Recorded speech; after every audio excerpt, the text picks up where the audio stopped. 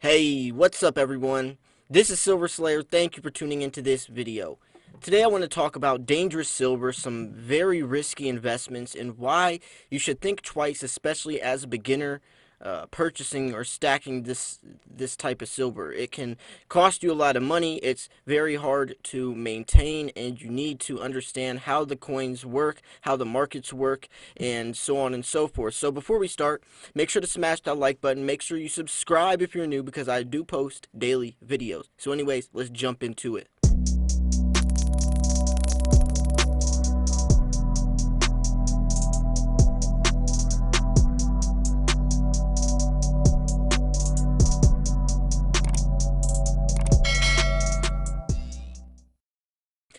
There's some silver you just flat out want to stay away from as a beginner stacker.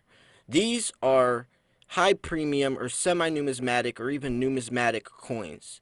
In the beginning, as a beginner stacker, you want to buy bullion for as cheap as possible. Bullion is your coin that's sold just for the metal content.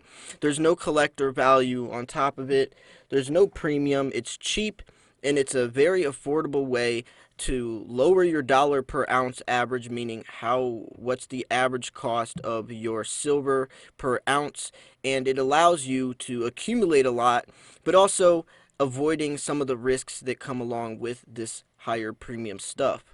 Now, when you are a beginner, I know that you want to stack a lot of silver. I know you want to diversify. I know you see all these unboxings on YouTube, all these stackers that have all these different types of coins. I mean, the sets in the series are beautiful, but you just want to be careful of that. You want to try to just stick to bullion. This is definitely going to help you as a stacker learn, experience these coins, understand how the markets work, and also figure out which type of silver you like to buy. In the beginning, you might like a certain type of silver, but over time, your likes change. Your stacking does adjust. The types of coins you will be investing in changes. For example, when I first started stacking, I liked bars. I liked poured silver. I loved poured silver, but over time, I started liking the beauty of coins and the history behind coins. So, if I would have just been buying all different types of silver, all diversifying before I really understood what I liked, I would have had to spend a lot of extra money I didn't need to. So the reasons why I mention you want to stick towards bullion in the beginning is because these coins can lose their value if you're not storing them properly. And I mean that literally. If you're paying $20 premium on a coin and it gets scratched, you're going to have to sell that coin for spot price.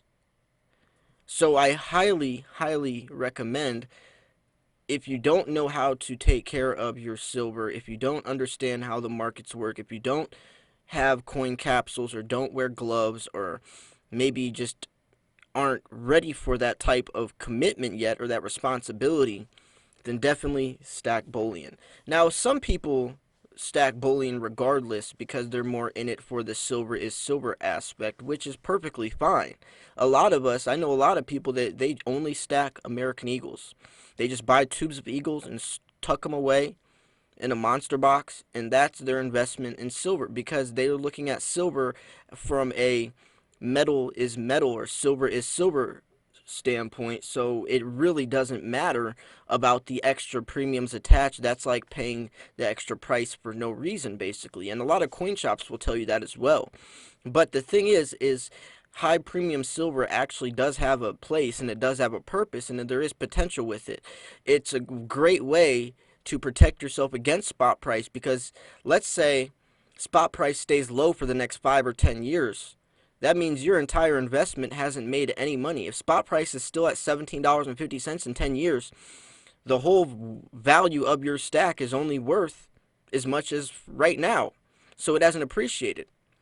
But high premium silver actually does appreciate. The coins themselves appreciate double, triple in value. So it is a great way. There's a lot of opportunity and advantage to that. but you just want to be careful in the beginning. You want to build a foundation, build a nice bulk amount of silver up. I look at it as just, building a nice strong foundation, just like building a house. If the foundation isn't strong, the house can topple, or it's not a strong house, right?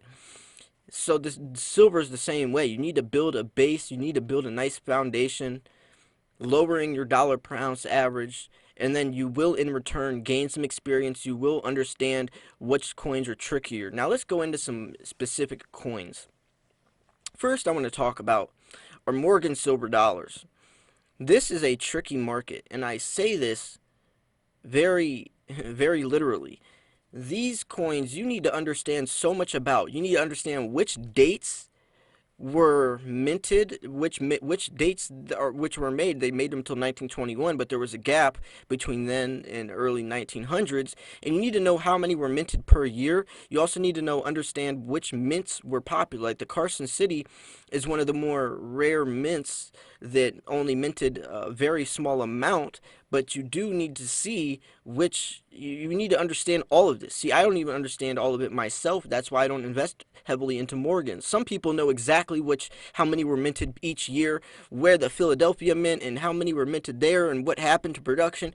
If you're one of those people, then go ahead. There's a lot of money to be made, but the majority of people don't know that. You can obviously do the research and get educated yourself. There's also the Red Book, which shares all the American coins, including Morgan's. It shares each year how many were minted from each mint, etc., how much the value is worth, how much it could be worth, the appraisals and all that. So there is ways you can do this. You just have to be educated.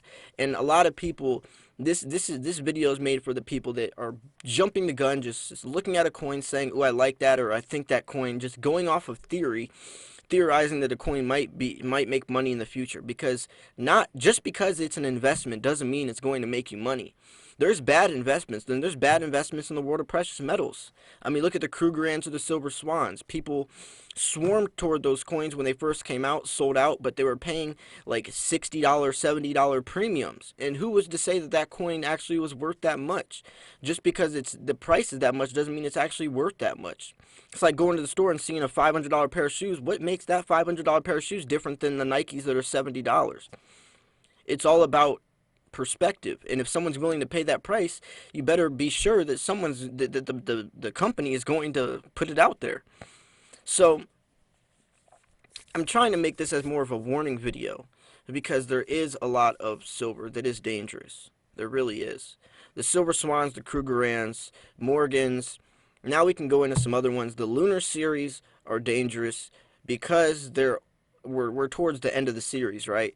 So Lunar series came out several years ago, and the cool thing about a series like the Queen's Beast is it just started. So you can get each coin the year that the lunar year comes out for a cheaper price, right? Because when it comes out is basically the cheapest because it hasn't had any time to appreciate.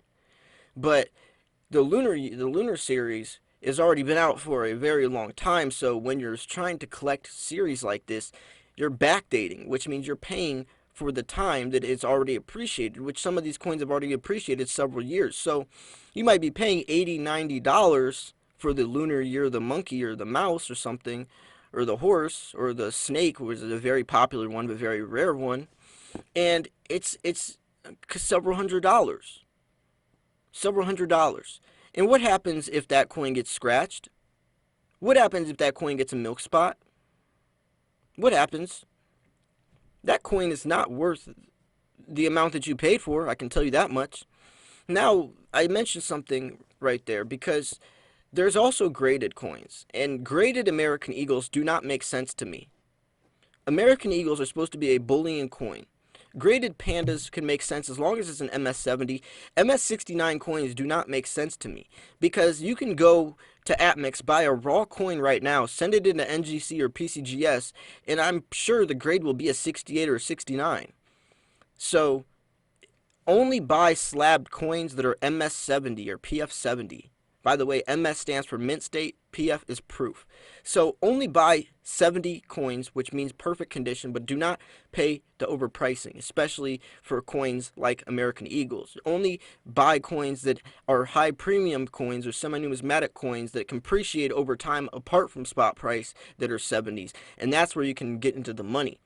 See, you also need to understand with Morgans, let's refer back to Morgans, because you need to understand how the grading works. Is it a VG? Is it a VG plus? Is it a MS64? What is it? And can you tell by your naked eye? Because if you can't, then that coin might not be the same grade as it is in the slab, and you might be overpaying.